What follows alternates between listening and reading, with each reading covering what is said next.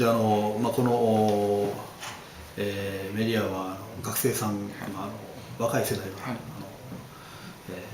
視聴者多いってことを伺っておりますので、自分は27歳で県会議員に、沖縄でも県会議員になったんですが、でその時に言っていた主張はですね、今もそれ変わらないんですが、日本という国は極めて超高齢社会、超少子化の社会なんですね。OECD34 カ国、先進国がありまして、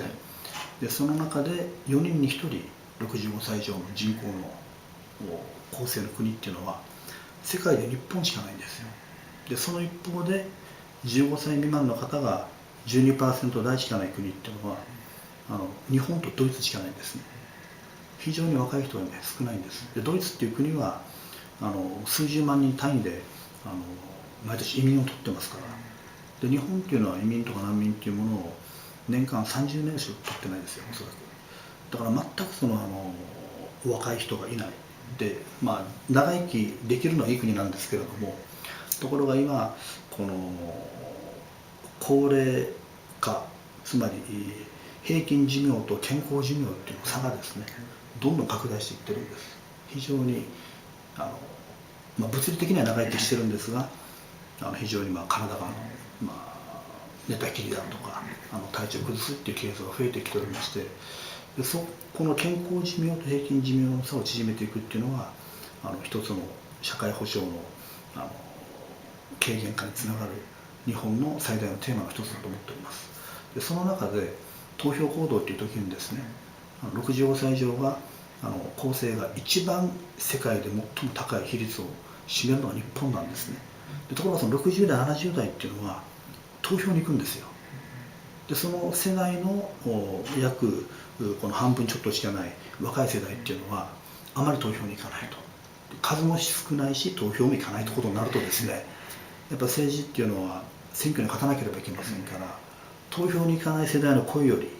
投票に行く60代の年金とか介護とか医療とかそこに予算の分配をせざるを得なくなってしまうと。でこれが短期的な選挙に勝つという点からしていいかもしれませんけれども、やっぱり中長期の国の未来を考えるとか、待機児童の解消とか若い世代の声を考えるとかですね、教育の給付型の奨学金を確立していくとか、それを促すのは政治家だけの仕事ではなくて、やはりその世代の意思なんですよね。でその意思というものはもう投票でしか示すことできませんし、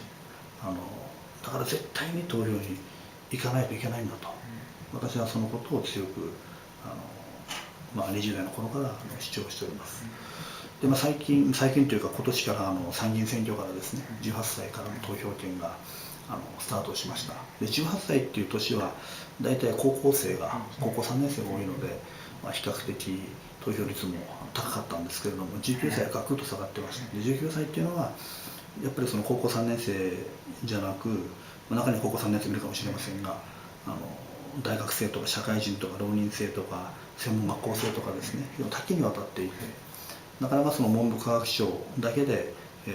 参政権18歳投票権をですね啓蒙することがすごく難しいんですけれども、ただやっぱり18歳だけじゃなく義務教育の過程からですね、日本という国がどういう人口の構造になっているのか、で投票という行為がどのように予算の分配に影響を行使していくのかっていう社会の仕組みをですね、私は教えていくべきだなというふうに思っております。多くのヨーロッパの国では、次の課題として18歳で投票権が得られる、そしてまた18歳から非選挙権がある国も多いんですよね。で日本という国は18歳からの選挙権があるんですが、衆議院や県議会や市長は25歳で、参議院と知事は30歳と、選ぶ方と選ばれる方の年齢のギャップがあるんですね。次はここの部分を縮めていくっていうのが、私は日本の民主主義の次のステップに前進につながっていくと思いますので、つまり選ぶ方も選ばれる方も対等でなければいけないという思想をですね、私は前面に掲げるべきだと思ってますので、それぐらい18歳という年齢はヨーロッパでは国会議員にも立候補できるんですから、非常に重要な世代だということを、しかも今回の参議院選挙は最初の10代の参政権の第1期生ですからね、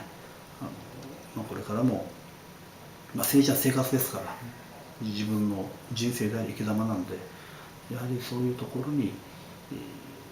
深い関心を持ってですね、政治にコミットしていただきたいなというふうに思っておりますね。